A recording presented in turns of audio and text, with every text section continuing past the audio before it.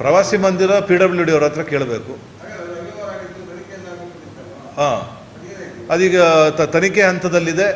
PWD ಅವರು ಅದಕ್ಕೆ ಉದ್ಘಾಟನೆ ಭಾಗ್ಯ ಇನ್ನೂ ಕೊಡ್ತಾ ಇಲ್ಲ. ಈಗ ಮುಂಚೆನೇ ಯಾವುದೇ ಟೆಂಡರ್ ಕರೆದೇ ಈಗಾಗಲೇ ಅದನ್ನು ಉದ್ಘಾಟನೆ ಮಾಡುವಂಥದ್ದು ನಾವೆಲ್ಲ ನೋಡಿದ್ದೀವಿ. 2ನೇ ಫ್ಲೋರ್ಗೆ ಟೆಂಡರೇ ಇಲ್ಲದೆ 1ನೇ ಫ್ಲೋರ್ ಉದ್ಘಾಟನೆ ಮಾಡಿರೋದು ಕೂಡ ನಾವು ನೋಡಿದ್ದೇವೆ. ಈಗ PWD ಅವರ ಅಂಗಳದಲ್ಲಿದೆ, ಅವ್ರು ಏನು ಮಾಡ್ತಾರೆ ನೋಡಬೇಕು.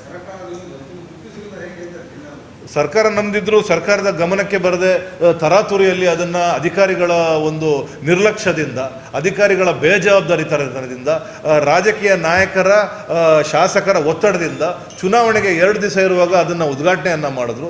ಎಲ್ಲ ನಿಯಮಗಳನ್ನು ಎಲ್ಲವನ್ನ ಗಾಳಿಗೆ ತೂರಿ ಹಿಟ್ಲರ್ ಮಾದರಿಯಲ್ಲಿ ಅದನ್ನು ಉದ್ಘಾಟನೆ ಮಾಡಿದ್ರು. ಇವತ್ತು ಅದನ್ನು ಅನುಭವಿಸ್ತಾ ಇದ್ದಾರೆ.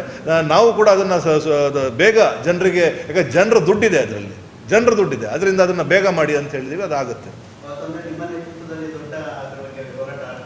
ಅದೇ ನಾವು ಸಂಬಂಧಪಟ್ಟವ್ರಿಗೆ ಏನು ನಡೆದಿದೆ, ಯಾವ ರೀತಿ ಅವ್ಯವಹಾರ ನಡೆದಿದೆ, ಎಲ್ಲಿ ಲೋಪ ಆಗಿದೆ, ಕಾನೂನಿನ ಲೋಪ ಎಲ್ಲ ಆಗಿದೆ ಅನ್ನುವ ದೂರನ್ನು ನಾವು ಸಂಬಂಧಪಟ್ಟ ಇಲಾಖೆಗೆ, ಅಧಿಕಾರಿಗಳಿಗೆ ಕೊಟ್ಟಿದ್ದೇವೆ. ಅದನ್ನು ಮೀರಿ ಅವರು ಮಾಡಬೇಕು. ಅದಕ್ಕೆ ಸರಿಯಾದ ಉತ್ತರ ಕೊಟ್ಟು ಅವ್ರು ಯಾವತ್ತು ಬೇಕಾದರೂ ಮಾಡ್ಬೋದು.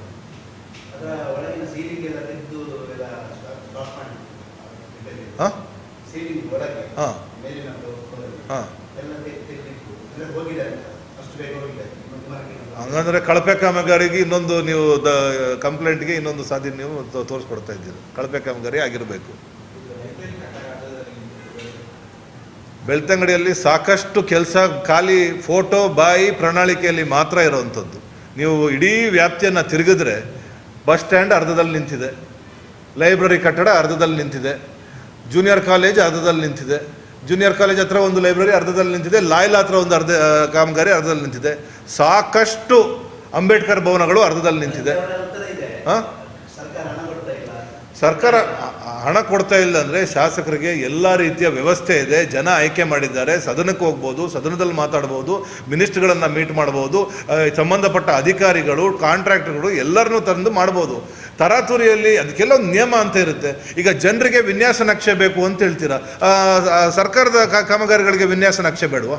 ವಿನ್ಯಾಸ ನಕ್ಷೆ ಇಲ್ಲ, ಯಾವುದೂ ಇಲ್ಲ, ಏಕಾಏಕಿ ನಾವು ಪ್ರಾರಂಭ ಮಾಡ್ತೀವಿ ಅಂತ ಹೇಳಿದ್ರೆ ಇವತ್ತು ಅಧಿಕಾರಿಗಳು ಅದಕ್ಕೆ ತಲೆದಂಡ ಆಗಬೇಕಲ್ಲ. ಅದಕ್ಕೆ ಅಧಿಕಾರಿಗಳೇ ಎದುರ್ತಾ ಇದ್ದಾರೆ. ನಾನು ಇನ್ನೂ ಹೇಳ್ತೀನಿ ನಿಮಗೆ, ಸೌತಡ್ಕ ದೇವಸ್ಥಾನದಲ್ಲಿ ಬಂಗೇರರು ಒಂದು ವಸತಿ ಗೃಹ ಮಾಡಬೇಕು ಅಂತ ಅವರ ಅವಧಿಯಲ್ಲಿ 2013-17 ಅವಧಿಯಲ್ಲಿ ಒಂದು ವಸತಿ ಗೃಹ ಮಾಡಬೇಕು ಅಂತೇಳಿ 10 ರೂಮ್ನ ಕಟ್ಟಿಸ್ಬಿಟ್ಟಿದ್ದಾರೆ. ಇವತ್ತವರೆಗೂ ಕಾಮಗಾರಿ ಕಂಪ್ಲೀಟ್ ಆಗಿಲ್ಲ. KRDLಗೆ ಹೇಳಿದ್ರೆ ನಾವು ಹಸ್ತಾಂತರ ಮಾಡಿದ್ದೀವಿ ದೇವಸ್ಥಾನಕ್ಕೆ ಅಂತ ಹೇಳ್ತಾರೆ. ದೇವಸ್ಥಾನ ಕೇಳಿದ್ರೆ KRDL ಹಸ್ತಾಂತರ ಮಾಡಿಲ್ಲ ಅಂತ ಹೇಳ್ತಾರೆ. ನಾನು ಬೆಂಗಳೂರಿಗೆ ಹೋಗಿ ಎಲ್ಲ ದಾಖಲೆಗಳನ್ನು ತರಿಸಿ ಇವತ್ತು ನೋಡ್ತೀನಿ. ಇಬ್ಬರು ಕಣ್ಣಾಮುಚ್ಚಾಲೆ ಆಟ ಆಡ್ತಾ ಇದ್ರು. ಇವತ್ತು ಅದಕ್ಕೆ ಸೂಕ್ತವಾದ ನಮ್ಮ ಸಮಿತಿಯವರಿಗೆ ನಿರ್ದೇಶನವನ್ನು ಕೊಟ್ಟು ಕರ್ನಾಟಕ ಡೆವಲಪ್ಮೆಂಟ್ ಕಾರ್ಪೊರೇಷನಿಂದ ಅದಕ್ಕೆ ಏನು ಹಾಸಿಗೆ ಬೆಡ್ಡು ಎಲ್ಲ ಬೇಕು ಅವರು ತರಿಸಿ, ಕಾಯರ್ ಬೋರ್ಡಿಂದ ಹಾಸಿಗೆ ದಿಂಬು ಮಂದಿರಗಳನ್ನೆಲ್ಲ ತರಿಸಿ ಅದನ್ನು ಇವಾಗ ಒಂದು ಹಂತಕ್ಕೆ ತಂದಿದ್ದೇವೆ. ಇನ್ನು ಕೆಲವೇ ದಿನಗಳಲ್ಲಿ ಅದನ್ನು ಪ್ರಾರಂಭ ಮಾಡ್ತೇವೆ. ಬಂಗೇರರು ಭಾಳ ಮುಂಚೆ ನಮ್ಮ ಗಡೈಕಲ್ ಹತ್ರ ಒಂದು ಪ್ರವಾಸಿ ಮಂದಿರವನ್ನು ಮಾಡಿದ್ದಾರೆ. ನೀವೆಲ್ಲ ಹೋಗಿ ನೋಡಬೇಕು. ಒಂದು 4-5 ರೂಮ್ ಇರುವಂಥ ಅದ್ಭುತವಾದ ಪ್ರವಾಸಿ ಮಂದಿರ. ಇವತ್ತು ಕಳ್ಳರು ಕಾಕರು ಬಂದಲ್ಲಿ ಕೂತ್ಕೊಳ್ಳುವಂಥ ವ್ಯವಸ್ಥೆ ಅದನ್ನು ಪೂರ್ಣಗೊಳಿಸಲಿಲ್ಲ. ಅದು ಹಾಗೇ ಇದೆ. ಈ ರೀತಿ ಸಾಕಷ್ಟು ಅಂಬೇಡ್ಕರ್ ಭವನಕ್ಕೆ ಜಾಗ ನಿಗದಿಯಾಗಿದೆ, ಅದು ಅಲ್ಲೇ ನಿಂತಿದೆ. ಈ ರೀತಿ ಯಾರು ಜವಾಬ್ದಾರಿ ಹೇಳಿ? ಯಾವುದ್ರದ್ದು? ನಾನು ಹೇಳಿದ್ದು ಎಲ್ಲ ಈ RTC ಪ್ರಕ್ರಿಯೆ ಆಗಿದೆ. RTC ಕೂಡ ನನ್ನ ಹತ್ರ ಇದೆ. ಆದರೆ ಹಿಂದೆ ಬಿದ್ದು ಇವತ್ತು ಸನ್ಮಾನ್ಯ ಮಾದೇವಪ್ಪನವ್ರ ಹತ್ರ ನಾವು ಭೇಟಿ ಮಾಡಿ 3 ಕೋಟಿ ಅನುದಾನವನ್ನು ಇವತ್ತು ನಮ್ಮ ತಾಲೂಕು ಅಂಬೇಡ್ಕರ್ ಭವನಕ್ಕೆ ತಂದಿದ್ದೇವೆ. ಅದರ ವಿನ್ಯಾಸ ಪೂರ್ಣಗೊಂಡಿದ ತಕ್ಷಣ ಅದಕ್ಕೂ ಶಿಲಾನ್ಯಾಸ ಆಗುತ್ತೆ. ಅದಕ್ಕೂ ಕೂಡ ಶಾಸಕರ ಅಡ್ಡಗಾಲಿಟ್ಟಿದ್ದಾರೆ. ನಾನು 7 ಕೋಟಿ ತರ್ತೀನಿ ಅಂತ ಹೇಳ್ತಾ ಇದ್ದಾರೆ. ಇವತ್ತು ಏನು ನಮಗೆ 3 ಕೋಟಿ ಅನುದಾನ ಬಂದಿದೆ, ಅದು ಎಲ್ಲ ತಾಲೂಕಿಗೂ ಬರುವಂಥ ಅನುದಾನ 3 ಕೋಟಿ ರೂಪಾಯಿಯನ್ನು ಕೊಟ್ಟಿದ್ದಾರೆ.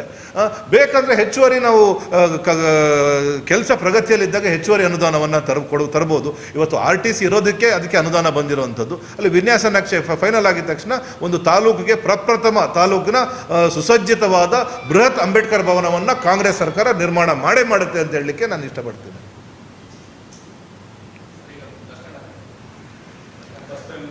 ಬಸ್ ಸ್ಟ್ಯಾಂಡು ನಾನು ಕೇಳಿದೆ ಯಾಕೆ ವಿಳಂಬ ಮಾಡ್ತಾ ಇದ್ದೀರಾ ಅಂತ. ಮೊದಲು ಅವ್ರಿಗೆ ಬೇರೆ ಯಾವುದೋ ಸಮಸ್ಯೆ ಇತ್ತು. ಇವಾಗ ಅರಣ್ಯ ಇಲಾಖೆಯವರ ಒಂದು ಕಚೇರಿಯ ಸ್ಥಳಾಂತರಕ್ಕೆ ಅವರು ಮನವಿಯನ್ನು ಕೊಟ್ಟಿದ್ದಾರೆ. ಅರಣ್ಯ ಇಲಾಖೆಯವರ ಹತ್ರ ಬೇರೆ ಎಲ್ಲೂ ಕಚೇರಿ ಸಿಗ್ತಾ ಇಲ್ಲ ಅಂತ ಅರಣ್ಯ ಇಲಾಖೆಯವರು ಅದನ್ನು ಅದನ್ನು ಅವರು ಕಚೇರಿನ ಸ್ಥಳಾಂತರ ಮಾಡ್ತಿಲ್ಲ. ಆದ್ದರಿಂದ ಅದು ಕೂಡ ನೆನೆಗುದಿಗೆ ಬಿದ್ದಿದೆ. ಶಾಸಕರ ಜವಾಬ್ದಾರಿ, ಶಾಸಕರು ಅವರಿಬ್ಬರನ್ನು ಕರೆಸಿ ಯಾವ ಇಲಾಖೆ ಅಂತ ಕರೆಸಿ ಮಾಡಬೇಕು. ಶಾಸಕರು ಈ ಕೆಲಸವನ್ನು ಬಿಟ್ಟು ಬೇರೆ ಎಲ್ಲ ಕೆಲಸವನ್ನು ಮಾಡ್ತಿದ್ದಾರೆ. ಆದ್ದರಿಂದ ಅವರು ತ್ವರಿತಗತಿಯಲ್ಲಿ ಎಲ್ಲ ಇಲಾಖೆಗಳನ್ನು ಕರೆಸಿ ಒಂದು ಮಾಡಬೇಕು. ಒಂದು KDP ಮಾಡೋಕ್ಕೆ ಈ ಶಾಸಕರ ಕೈಯಲ್ಲಿ ಆಗ್ತಾ ಇಲ್ಲ. 2.5 ವರ್ಷ ಆಯಿತು. KDP ಸದಸ್ಯರಿದ್ದಾರೆ. ಯಾವುದೋ KDP ಮಾಡಿ ಎಲ್ಲ ಅಧಿಕಾರಿಗಳನ್ನು ಕರೆಸಿ ಎಲ್ಲ ಅಧಿಕಾರಿಗಳನ್ನು ಸಮನ್ವಯ ಸಮಿತಿಯನ್ನು ಮಾಡ್ಬೋದಲ್ಲ. ಒಂದು KDP ಮಾಡೋಕ್ಕಾಗ್ತಾ ಇಲ್ಲ ಈ ಶಾಸಕರಲ್ಲಿ.